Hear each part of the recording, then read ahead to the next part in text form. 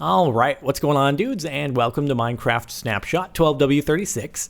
Once again, Mojang keeping up with the trend of adding tons and tons of new features each week, this one being no different, so let's get started. Right now we're in a village, and you'll notice that something new is that carrots and potatoes will now appear in the villager planters. So, can't destroy it since we're in creative, but if we jump on it, that should work in giving us some carrots. And now we're actually going to need those in order to demonstrate something new with the pigs. Hi, Creeper. How you doing? It's daytime. You shouldn't have spawned. I don't know where you came from. Anyway, let's run on over here to where I got some pigs set up. And what we'll do is we'll craft a new item. Requires a fishing rod as well as a carrot. And voila, you get a carrot on a stick. So now what you can do with this is you can actually control the pigs. Let me go fetch myself a saddle right here. And now, I'm gonna walk on in here. I'm gonna place the saddle on you. And now I will hop on board the saddle. There we go. So we're gonna ride this pig. Let me open up the gates right here. And now, if I hold this carrot on a stick, he's gonna follow it wherever I go. And with this, I can now control the pig and make him go where I want him to go.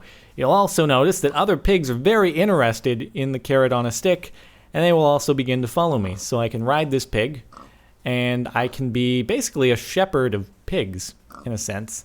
And now once I drop it, he's gonna do whatever he wants, close up the gates once more, and there we go. So pretty nifty. You can just shepherd pigs wherever you want to go. So you may recall in the last snapshot, zombies were given the ability to A, spawn with random items already equipped, or B, pick up any items that you may have dropped that are equipable for the zombie. So say you died with a full set of armor in your inventory, the zombie would then have a chance to pick those up, equip them, and become some super mega armored zombie that is really difficult to kill. But the problem was, if you then went back and took revenge on that zombie, killed him, you weren't guaranteed to get your items back, which kind of sucked. So that's now been changed, and now if a zombie picks up the items that you dropped, you go back and kill that zombie, you're going to get your items back.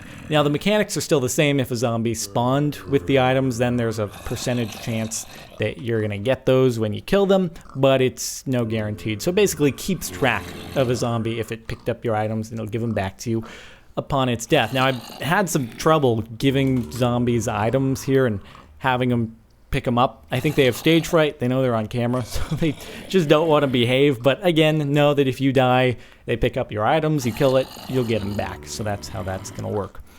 Now there's also a new block. So let's go into our inventory here, and you'll see these head blocks. There's also the WitherSkeleton skull. I'll get to that in just a moment here. These can be placed down on the ground decoratively. I think they have 16 possible directions that they can be placed. And they can also be hung on walls. So say you want to have a nice head, greet people as they enter your house, then you can totally do that. It is your call. You can also go Texas Chainsaw Massacre style with them if that's what floats your boat. You can go ahead and wear a Steve head if you want. I happen to be Steve with eyebrows, and they look like cyclist glasses, I guess, because they're a bit higher than his eyes. So there's that.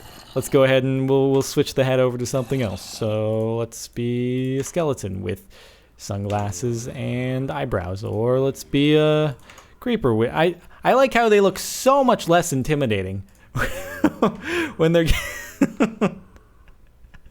when they're given the sunglasses and the eyebrows. That's all we need to do to the zombie textures and creeper and skeleton textures in game, is just give them the eyebrows and glasses, and then you'll never be scared of them again.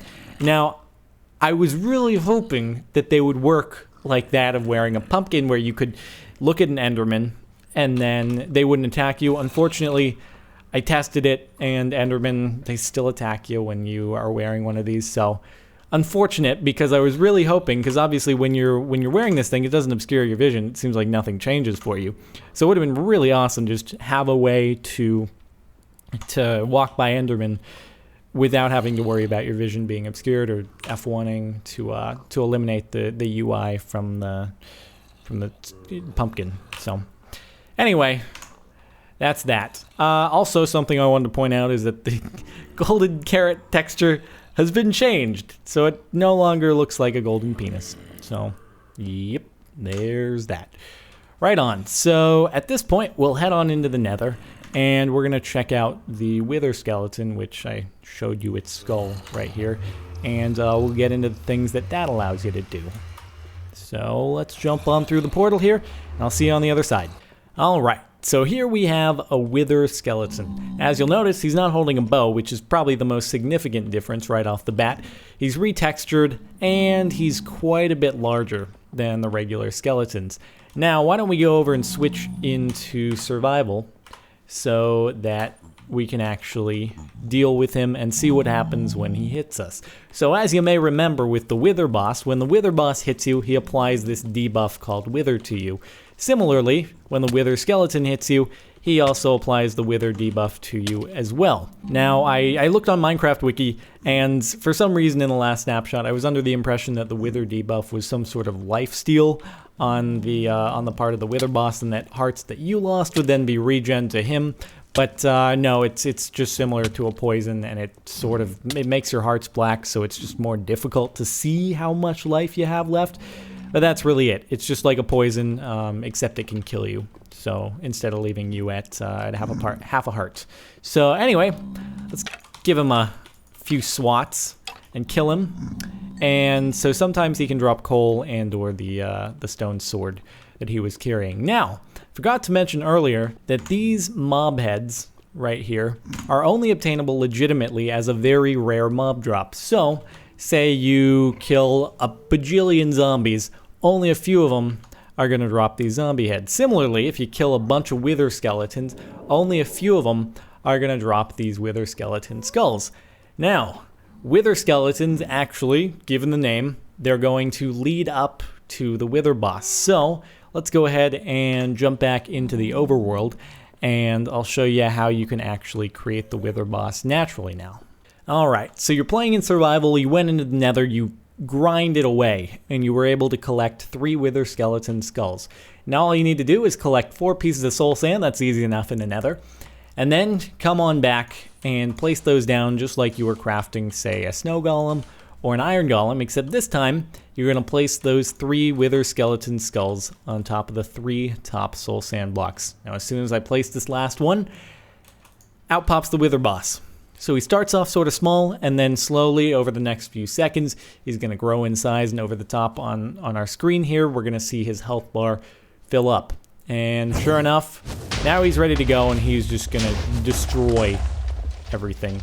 So yeah, not exactly the the easiest mob to face. And if I go ahead and switch on into survival here, hold on, let me give myself a bow, and I'll give myself a stag of arrows or something like that, and just wait 1 second, and he's probably going to destroy us. So here we go. Ouch! Yeah, so he kills you pretty quickly. Yikes! So, anyway, we're probably going to die in just a few seconds here. You are going to need some mega enchantments to have any chance of beating this guy. But, let's just say, through some magical stroke of luck, you are able to beat him. Let's head on over back to where we were. He's going to go, and he's going to drop this nether star for you. So, let's go ahead and set ourselves to peaceful, just so we're not dealing with him trying to shoot us down while we're over here. And this was in my inventory previously, you probably noticed it, but since I just got killed, I lost it, unfortunately. So we're going to need 5 pieces of glass. We're going to need 3 pieces of obsidian.